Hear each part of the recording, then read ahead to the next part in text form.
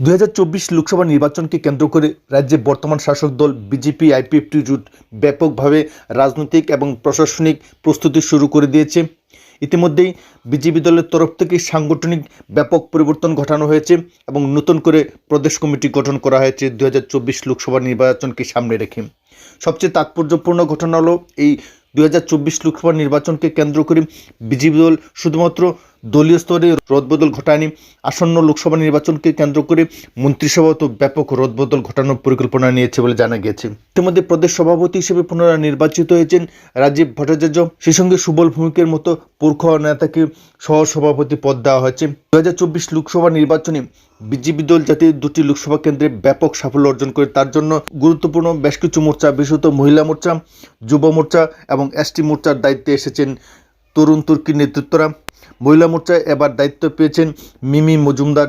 রাজ্য রাজনীতিতে মহিলা মোর্চার জোয়ার সৃষ্টি হবে বলে মনে করছেন রাজনৈতিক বিশেষজ্ঞরা। তেমনিভাবে যুব মোর্চার সভাপতি হিসেবে বিশালগড়ের তরুণ তুর্কি বিধায়ক সুশান্ত দেবকে নির্বাচিত করায় এর যে যুব মোর্চায় বেশ উল্লাস সৃষ্টি হয়েছে। সংখ্যালঘু সম্প্রদায়কে কাছে টেনানোর জন্য বিল্লাল মিয়াকে দায়িত্ব দেওয়া হয়েছে। আসন্ন লোকসভা নির্বাচনকে কেন্দ্র করে বিজেপি দল যেভাবে সুচারুভাবে তাদের দলীয় কাঠামোতে ব্যাপক পরিবর্তন সংঘটিত করেছে, ঠিক বিরোধী রাজনৈতিক দলগুলি ততখানি ফুটে রয়েছে।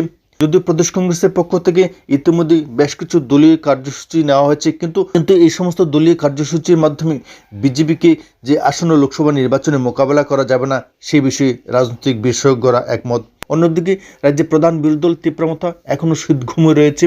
ঠিক তেমনিভাবে টানা 25 বছরের শাসক দল বামফ্রন্ট আজ নিষ্প্রভ হয়ে আছে। মানিক সরকার এবং জিতেন চৌধুরী দলকে কতখানি টেনে তুলবেন তা নিয়েও ইতিমধ্যেই সন্দেহ সৃষ্টি হয়েছে। কারণ সিপিএমের সবচেয়ে বড় শক্তি ডিওয়াইএফআই এবং নারী সমিতি আজ সম্পূর্ণভাবে অচল। এই পরিপ্রেক্ষিতে আসন্ন লোকসভা নির্বাচনে বিজেপি যেভাবে নিজেদের রাজনৈতিক ঘুঁটি সাজিয়ে নিয়েছে তাকে মোকাবেলা করা বিরোধী রাজনৈতিক দলগুলির পক্ষে কতখানি সম্ভব হবে তা নিয়েও ইতিমধ্যেই চিন্তার ভাঁজ দেখা দিয়েছে রাজনৈতিক মহলে।